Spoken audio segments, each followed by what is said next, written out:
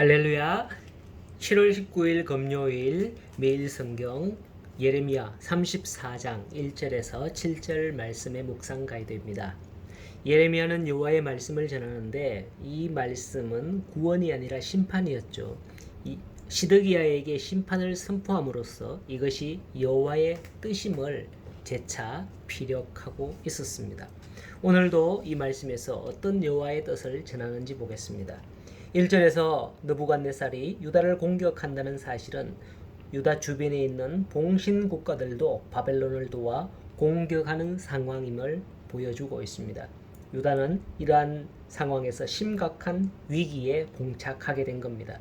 이러한 위기에 여호와의 말씀이 예레미야에게 임했고 예레미야는 그 말씀 그대로 시드기야와 고관들에게 선포하고 있는 것이죠. 위기에 빠진 시드기야에게 전해야 될 말씀은 이 성을 바벨론 왕의 손에 넘기겠다라는 선언이었죠. 즉 여호와의 말씀은 구원이 아니라 지금 심각한 위기에 빠진 그들을 향한 구원이 아니라 심판이었던 것입니다. 게다가 이 심판은 2절에 이 성을 불사를 것이다 라는 말씀인데 이 불사른다는 말씀에서 생각되는 것은 시드기야 왕 이전에 통치했던 여호야김이 여호와의 말씀을 불사르는 사건을 묘사하는 듯 하죠. 즉 예루살렘 심판이 여호와의 말씀을 불사르는 행위와 무관하지 않음을 여기에서 암시하고 있는 겁니다. 하나님은 그대로 갚으시는 걸 볼 수 있는 거예요.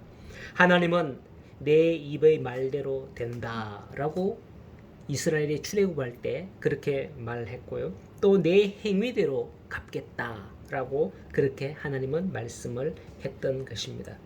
예루살렘은 그의 손에 넘겨질 것이며 시드기야는 바벨론 왕과 눈과 눈을 마주하여 볼 것이며 입과 입을 마주하여 말할 것이다 라고 3절에 말하는데 얼굴과 얼굴을 대면하여 라는 것은 친밀도를 묘사하기도 하지만 예레미야는 친밀함이 아니라 심판의 상황에서 바벨론 왕 앞으로 시드기야 왕이 끌려갈 것임을 보여주는 겁니다. 열왕기하 25장이나 예레미야 39장에 따르면 시드기야는 아들들의 죽음을 눈앞에서 보아야 됐고 그 적시로 눈이 뽑히고 결박된 채 바벨론으로 끌려갔다라고 분명히 기록되어 있거든요.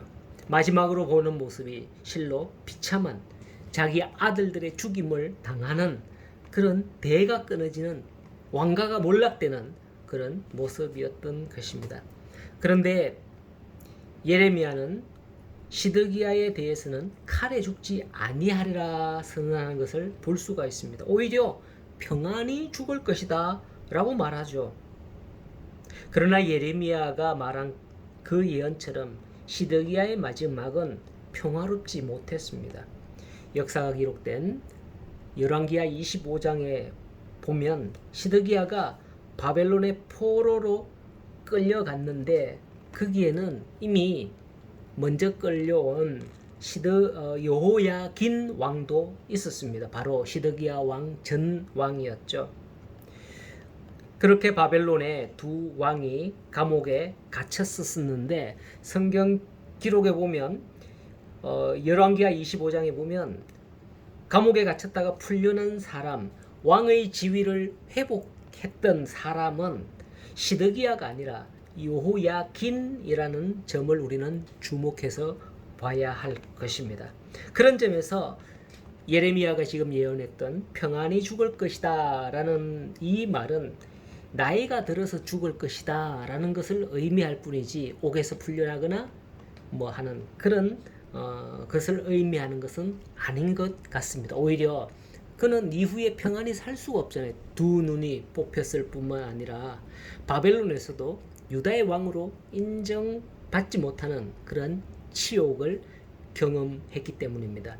그런 이유에서 평안히를 비꼬는 말씀으로 해석을 해볼 수도 있는 겁니다. 하나님의 예언의 말씀인 바벨론에 항복하라는 예언에도 불구하고 그토록 항전의 뜻을 굽히지 않은데 시드기야는 결국 이처럼 비참한 결말을 맞게 될 것임을 말씀을 하고 있는 거죠. 만일 시드기야와 고관들이 자신들의 죄를 자복하고 하나님의 심판임을 받아들였다면 예레미야 선지자의 예언적 선포의 말씀을 받아들였을 겁니다. 그러나 끝까지 고집을 부리고 받아들이지 않았던 거죠. 그 결과 6절에서 7절의 마지막까지 예루살렘 성이 무너질 때까지 포위되어 성중의 양식이 다 없어져서 굶주림에 시달리다가 결국 무너지는 예루살렘 성을 보게 되는 겁니다. 오늘 우리도 마찬가지 아닐까요?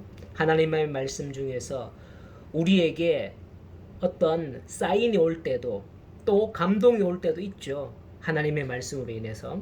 그러나 우리는 그때에 그것을 무시하고 내 고집대로 얼마나 끝까지 버티고 있는 일이 있지 않냐 말이죠.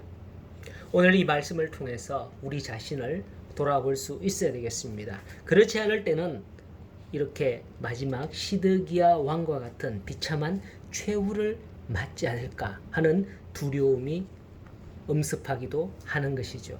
오늘 이 말씀을 통하여서 우리가 묵상해야 될 포인트를 한번 생각해 보겠습니다. 말씀을 듣고 우리가 첫 번째 말씀을 듣고 불편한 적이 있지는 않았는지요. 그러나 그게 하나님의 말씀이라면 순종하는 믿음을 가지게 해 주십시오라고 기도해야 되겠고요. 두 번째로는 하나님은 이전에 요야김 왕이 예언의 두루마리를 잘라 불사르는 것과 같은 방식으로 예루살렘을 불살하겠다 선포하고 있는 겁니다. 내가 저지른 그러한 일이 부메랑이 되어서 내게 심판이 되지 않게 해달라고 기도하며 나아가야 되겠습니다. 오늘 우리 삶을 돌아보며 말씀 앞에서 자신을 돌아보며 살아가는 우리 성도들이 다 될 수 있기를 예수님의 이름으로 축원합니다.